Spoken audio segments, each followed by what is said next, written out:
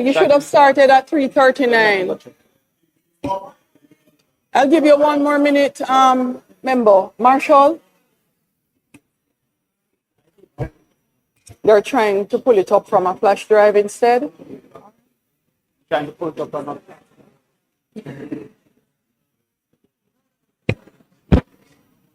She's giving us 5 minutes. Oh.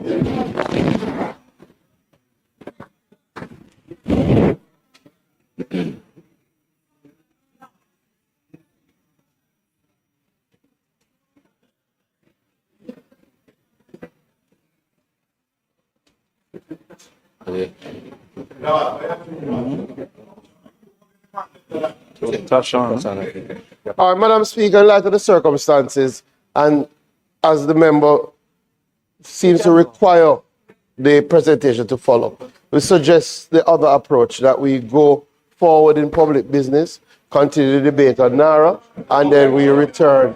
There are 2 options before the House. Is either the member starts without the presentation, which has been suggested, but the member has still not started. All right? No, man, that time is up. No, it was His time started at 3:39 and ended at 3:44, which is 2 minutes. We're not saying not take the presentation. We're saying is either the member is ready now. Ready. Member Crawford, you have elected to commence? Yes, I will. Thanks, member. No problem.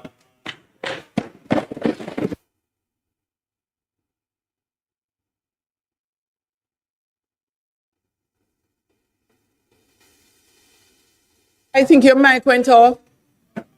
Thank you, Madam Speaker. And I thank the House for their patience. I would hope that somewhere along in the presentation, we will get the benefit of the audiovisual as we move along. I want to say just a quick thanks to my colleagues on this side and the other for having been cordial with me and also having made me feel welcome back to the House. I want to also acknowledge within the galleries, persons, friends of mine from the constituency and otherwise, and also persons in my support. And I want to publicly acknowledge my junior shadow person, or my deputy, newly minted Senator Thames, who is also here and in the gallery. Madam Speaker, I stand here on behalf of the parents, teachers, administrators, and students who are the tenants of the education system, now in the state of progressive collapse. Their experience are not anecdotal, and today I will play the role of a forensic auditor seeking to understand and examine the structural integrity of the system at every level, to identify and name the specific points of failure, and to determine and hold accountable those who are charged with the management of the system. Madam Speaker, the evidence along the education system of inadequacy is stark and continuous. The evidence of failure is documented, consistent, and undeniable. The causes of failure are structural, chronic, and policy-driven, and the inadequate responses are generally immaterial and has fallen catastrophically short of what is necessary. Failure, as we indicated, Madam Speaker, is consistent across every level of education. The evidence of failure is not isolated and is systematic. I have documented this evidence and is consistent across all levels. Madam Speaker, it is the duty of education to transition our children up each floor and eventually across onto the bridge of productivity and economic participation. However, that failure is stark. The crisis starts at the very top. Jamaica's tertiary enrollment stands at 19% for the ages of 19 to 14. And so for the ages of 19 to 14, only 19% of Jamaicans are currently enrolled in tertiary education. An example can be done for Barbados at 65% and Trinidad at 36%. Within the labor force, only 16% have a tertiary exposure or education. And when one considers our youth that are not in education, employment, or training, it currently stands at 124,000. Madam Speaker, an assessment of our labor force indicates that the vast majority of exposure is at the upper secondary level. And please note I did not say completion, but exposure. The 51% of the labor force have been exposed to the upper secondary level, 5% only to the primary level, 20% at the lower secondary level, and 16% have been exposed at the tertiary level. Madam Speaker, the workforce is indeed moving in the wrong direction. The total labor force, Madam Speaker, has shifted by 12%. However, youth not in education, employment, or training has shifted 31%. Indeed, at this point, Madam Speaker, in 2020, there was 108,000 of those young people not in education, training, or employment. This 2025 was registered at 124,700. Additionally, Madam Speaker, in 2020, tertiary enrollment for 19 to 24 was 22%. It has shifted downwards to now only 19%. Madam Speaker, we have 887 workers without qualification at current. Indeed, the total without qualification in 2020 was 727,000. In 2025 is 887,000. In just 5 years, approximately 160,000 more persons have entered the workforce without qualification. This is larger than some of our parishes' population. Additionally, our men are extremely at risk, as in 2025, 560,000 of the men in employment was without any form of qualification, and for women, 327,000. This, I must point out, Madam Speaker, does not include the 722,000 that is not within the labor force, the set that have withdrawn themselves from seeking opportunity to work. So indeed, if one should assume correctly that the vast majority of those that have given up on the probability of employment would be in the same position as the 887,000 that have no qualification, we have at this point over 1 million persons of the ripe working age that is without any qualification at all. One would therefore be wondering if Trust NTA is coming to the rescue. However, Madam Speaker, the simple answer to that is a categorical no. Indeed, in 2024-2025, NSTA enrolled 137,442 persons. One would be surprised to note that the certification rate of those persons was only 39.3%. Of the 137,422, only 53,669 were certified.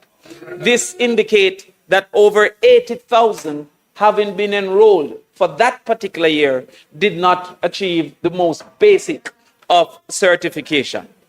Madam Speaker, this is a continuation of the assessment by the Auditor General in 2020 that found that the average certification rate for Trust NTA over the 5-year period of assessment was 45%. Madam Speaker, instead of seeking to fix things, the Trust NTA decided to surrender their ambition and indicated that the goal that they had at that time of 70 to 80% certification was indeed, and I quote, a stretch goal, and that they would revise from an internal assessment the expectation to 45 to 50%. Madam Speaker, an analysis of this year suggests that they even missed that particular goal, because we are now at 39%. Madam Speaker, the OECD global average is 62%, and many, many other institutions are way above Jamaica. When you look at this reality, one recognizes that we are facing a serious problem. Now, when we further analyze those that were actually certified, the vast majority was certified at level 2, what is now currently the lowest level of certification, as they have been phasing out level 1. 70% were level 2, 15% were level 3, and 3% was level 4. It made no sense for us to continue from 5 to 8, as the numbers were indeed immaterial. The level 2 are supervised workers that cannot operate without supervision. Madam Speaker, when we go to the secondary floor, it continues. Only 19%. The Lord is good all the time. Page 15. Page 15. And the staff, of course, of the parliament, page 15. One more down.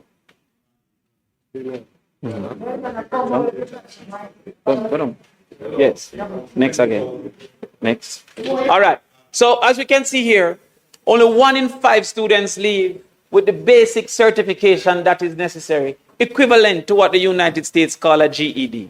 There would have been a uproar in the United States, member from St. James, appropriately dressed in the national colors, if the GED rate was only 19%. Indeed, if you look at the numbers, because sometimes the percents become misleading, of the 30-something thousand, 34,000 that sat the exam, 6,000 achieved the basic minimum, and 26,000 did not achieve that minimum of 5 subjects, including math and English. Now, if you look, Madam Speaker, that this have been consistent for a while, over a 10-year period, you would have 260,000 that did not achieve 5 subjects, including math and English. To the opposite, you will have only 60,000 that would have achieved this. So,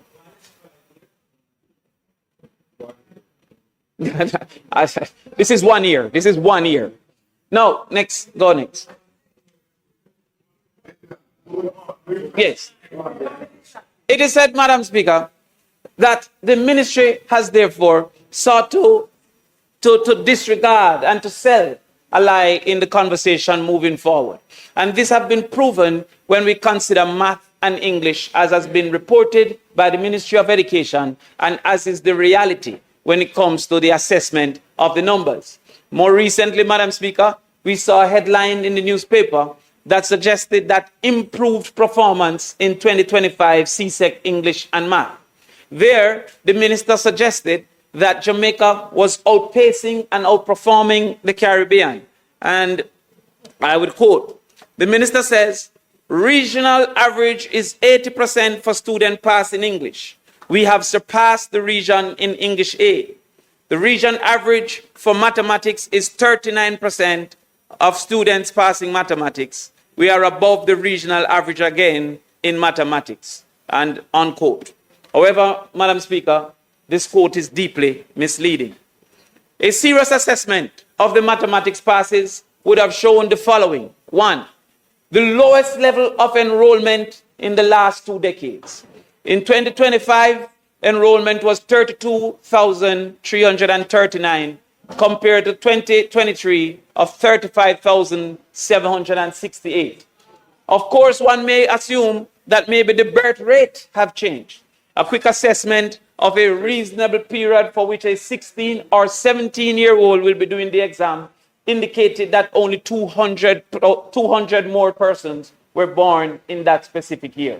So what this is showing is that in 2025, there was less participation of the age cohort in the examination and school process. Secondly, in 2025 was also the lowest in 2 decades sitting. 17,831. And the examiners wanted to assess by suggesting that the pass rate was only for those who sat the examination. This big hullabaloo and grandstanding about moving from 37% to 44% only included 9 additional passes. In 2024, we had 7,817. In 2025, we had 7,826. Indeed, Madam Speaker, while it is that if you look as a percentage of those who sat the examination at 43%, if you look at a percent of those enrolled, our mathematics passes is 24.2%.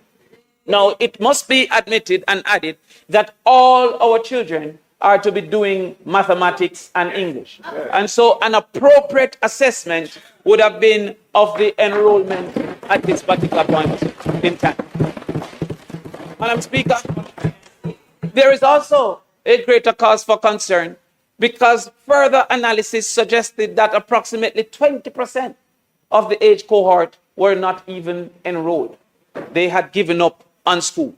And so therefore, while it's 24% of the enrollment, it's 19.3% of the age cohort that passed mathematics.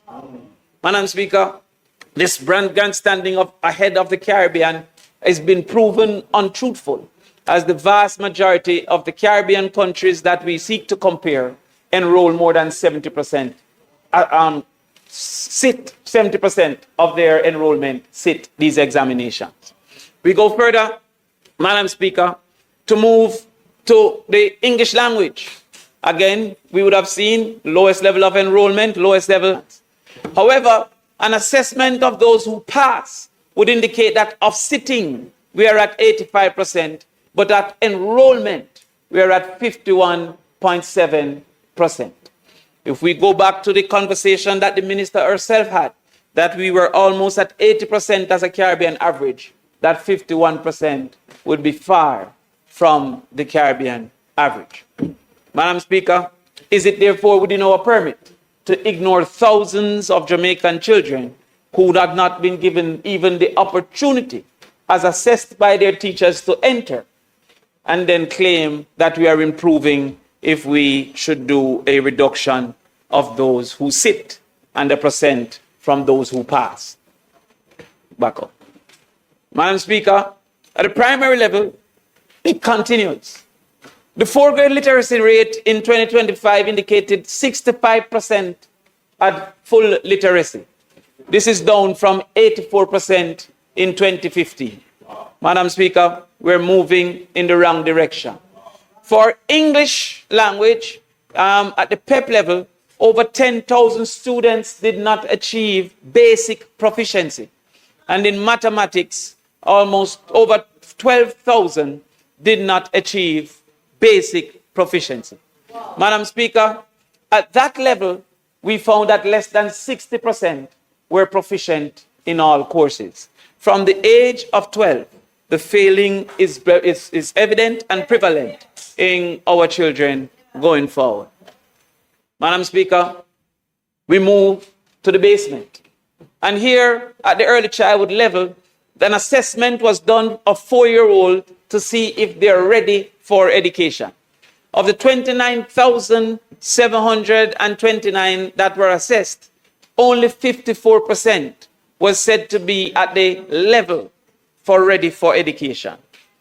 The other 46% was said not to be at the level for education. Now, Madam Speaker, the assessment of this information goes further, where it indicated that almost 11% did not show up for assessment. So this 29,000 is not indicative of the total number of persons enrolled, as many, about 11%, did not show up to be assessed. The actual assumption that is reasonable is the vast majority of those did not see themselves prepared to be ready at age 4 for education. Madam Speaker, what we have seen in early childhood education is a habit of underfunded and low contributions. Indeed, when one looks at early childhood chronically underfunded, Public funding, 24.24% of GDP. The international standard is 1%. Fully certified institutions are at 15%. And degree holders, teachers with degrees within the sector, are at 18.7%. Madam Speaker, 4.3 years of learning, the World Bank indicated, Jamaicans have been going to school for 11.4 years, is likely to have effective learning of 7.1 years, indicating that an average student in 11th grade is performing at the 7th grade level because of 4.3 years of learning loss. That actual assessment by the World Bank, same study, indicated that because of inaccess to adequate education and health, approximately the Jamaicans per individual would be 53% as productive when they grow up as if they got the adequate education and the adequate health care. This, Mr. Prime Minister, is where the productivity problem starts and where the productivity solution lies. The actual assessment of these realities have proven that there are certain gaps in the literature that have contributed to this failure. One of those gaps include technology, absenteeism, nutrition, etc. And I indicate here a comparison of Campion and Holy Trinity. Not to disparage Holy Trinity, but to just show the reality. It is certain among all of us, and we will bet a reasonable sum, that the person at Campion, all things held constant, have greater access to technology. We would accept that the person of Campion compared to Holy Trinity is less absent. We would accept that nutrition is more available to the person at Campion. We will accept that teachers and quality teachers are more likely to be constantly and consistently available at Campion. We will accept that Campion students would have much greater access to learning materials, more parent involvement, also highly motivated or a higher level of motivation, and have gotten early exposure. This is where the solution lies, Madam Speaker. Now let's assess what the government has done. In contributing to the technology gap, the government has pronounced and celebrated 3,000 laptops being distributed to 500 primary schools. Now, first of all, it means that about 300 primary schools have gotten no laptop. However, those who got a laptop only got 6 laptops. So therefore, the schools, to share among themselves, receive 6 laptops each. Now, that assessment have been done here with the different schools and the frequency. Those schools that we have 1 to 100 students, they are getting 18 minutes per laptop. The one with 100 to 200, they're getting 9 minutes. And if we go to ones with 500 to 1,000, they're getting 3 minutes from the laptop. Now, further, Madam Speaker, the minister indicated in the Standing Finance Committee that we would have, the target was 30 laptops. Now, the goal is 60 minutes per day. In that assessment, therefore, 235 of the smallest schools, or 10% of our children, would be adequate. However, the other 90% would still, even with the goal, not be adequate. It is taking less time to turn on your phone, to put in your password, than the child will have with a laptop. When it comes to the nutrition gap, we have seen where between 25 and 33% of students arrive at school hungry. That is a research in Jamaica. That between 25 and 33% don't get hungry when they get to school. They arrive at school hungry, leave them yard hungry.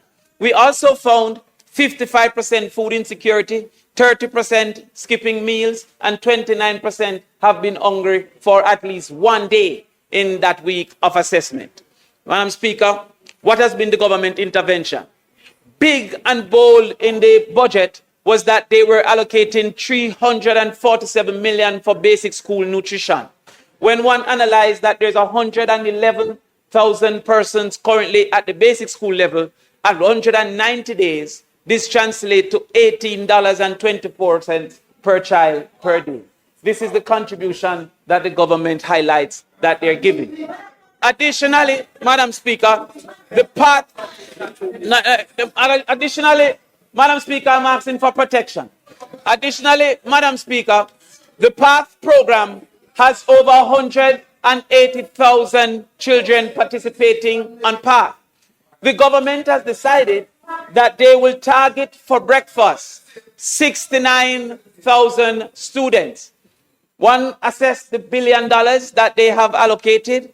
Those 69,000 students, that is not inclusive of approximately 110,000 students who are in need and on PATH. Those 69,000 have a contribution of $76.26 per day. Madam Speaker, the principals have been concerned and there have been high levels of quarrel among them for this reality. One of the most recent was that a principal wrote to the teachers that they will only be able to distribute for the rest of the term 3 days per week because it's not sufficient to spend on the entire amount. Madam Speaker, we also suffer from chronic absenteeism. Chronic absenteeism is said to be missing 10% of the school year. That's 19 days. We are going as high as 35% in some of our regions, and the lowest region is 18%, that is Kingston. So every single region is in the category of chronic absenteeism. Indeed, in some deep rural areas, we have as high as 55% absenteeism, Madam Speaker. Madam Speaker, they have indicated in a hurricane recovery myth that all our schools are open. However, Madam Speaker, assessment in that suggests that there is hidden absenteeism. What is meant by hidden absenteeism? A child is only perceived absent if he was supposed to be at school.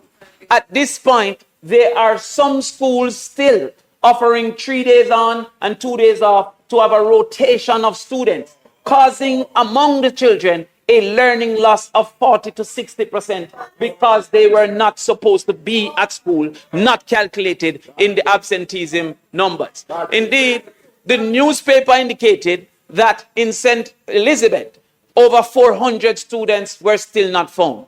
But if you don't only read the headline, you will see further down where the police himself indicated we went into a very small sample to collect information and we reached 400 before we went into the large sample. Indeed, despite the Ministries of Education pronouncement, the president of the Students' Council Association for that region indicated that in and over St. James, St. Elizabeth and Manchester, they were observing less than half the usual capacity in the classrooms. This is what we are going, Madam Speaker. As we move forward, we see Region 1 is 18%, Region 2 is 20%, 3, 18%, Region 4, 28 to 34%, Region 6, 35%. Every single region is in the phase of chronic absenteeism. Madam Speaker, there's been a reality that absenteeism leads to dropout. And the research done by the World Bank have indicated that at the different levels of education, we consistently lose children participation. We have a dropout at the lower secondary level. Only 75% of the students are attending or enrolled. At the upper secondary, 58%, because more and more they have dropped out. Madam Speaker, when we go down and look at some of the reasons for this dropout, we see that 41% of the boys simply say they're no longer interested. Now, if we should look at the total number between 2010 and 2017, you will realize that there's an increase in the number that just don't want to attend school. There's a decrease in the value of education in that period of time. In 2010, 90% said they simply didn't want to. In 2017, 32% said they simply didn't want to. When we look at our boys, they're the ones that clearly don't want to. But look at our girls. 49% had to drop out because of pregnancy. This is a major problem that we have to consider, Madam Speaker. And to this, of the total female dropout, teen pregnancy, Madam Speaker, has become a problem in this country. Indeed, the average as recorded by the Jamaican institutions is 6,000 per year. Madam Speaker, if one looks at the reality that there is approximately 13 years of education between age 6 to age 17, we will recognize that in school at this time, 78,000 children are children of children in school at this particular point in time, looking at the rate of 6,000 per year. Madam Speaker, we therefore are asking for a reconsideration once again of the age of consent, and I once again believe that this Parliament should consider the movement from 16 to 18 as we move from a 5-year secondary institution to a 7-year secondary experience going forward. Madam Speaker, we have to protect our children. And to that extent, Madam Speaker, we're asking for these things to be considered. Madam Speaker, the government response have been failed bus system. They have also impacted negatively the teachers' ownership of vehicles, despite the insistence that the principals and the guidance counselors should move into these areas to interface with the children and get them back. There has been no increase in the PATH program. Madam Speaker, there's an exodus of teachers moving out of school. 10 years ago, 350 resignations in that year. In 2022, 1,800 resignations in that particular year. Madam Speaker, additionally, 145 math teachers resigned in 2022. That's 10% of the math teachers that are available to the system. Madam Speaker, the government has failed with no retention plan. They have also insulted our teachers with a 2% increase proposal, simply have replaced the 1% NHT, and also they have not considered the band that the teachers were assigned by Ernest & Young to put those persons from band 4 to band 5. Madam Speaker, we don't have to discuss safety because we have seen the level of safety concerns within our schools. Madam Speaker, as it relates to early childhood, it has been proven that the returns on a $1 investment in early childhood is up to $17 for a investment in $1 of early childhood. A longitudinal study in Jamaica indicated that 25% in additional earning for those at the age of 22 once they access early childhood education. And at the age of 31, they were earning 43% more than those who did not access early childhood education. Madam Speaker, the returns is clear and one needs to therefore accept and understand. Children who access early childhood education, they earn more. They are significantly less likely to engage in crime, Minister Chang.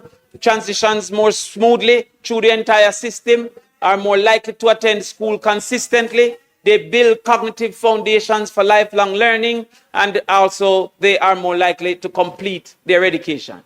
Madam Speaker, the Minister of Education has sought to paint over these cracks and indicated that only 108 early childhood institutions did not have a degree-trained teacher.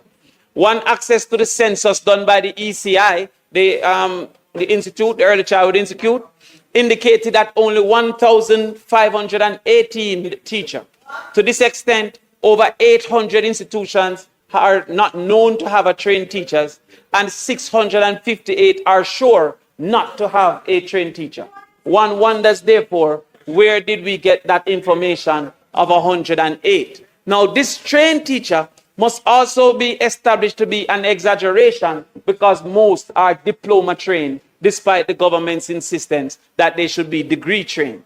Additionally, the permanent secretary from the Ministry of Education indicated that they were investing $38 billion in early childhood education when the budget before us indicated only $8.5 billion. So one must wonder where they're getting this information. Madam Speaker, what we have seen here is an affront to the Constitution. Madam Speaker, Section 13K2 of the Constitution, the Charter of Fundamental Rights and Freedom, indicate that it is the right of every child who is a citizen of Jamaica to publicly funded tuition in a public education institution at the pre-primary and primary levels. Madam Speaker, that has not been assessed. And therefore, when the Minister of Education answered in the Standing Finance Committee that she believed that this was actually being implemented, it left me with no further action to take than to seek the court's intervention to determine if this right has been satisfied. Go back. Madam Speaker, the system failure is that underfunding is a breach of the constitutional right. Limited state provision of only 15% of the institution is a breach of the constitutional right. Non-compulsory attendance of 30% to 90% of being absent is a breach of the constitutional right. And to that extent, Madam Speaker, on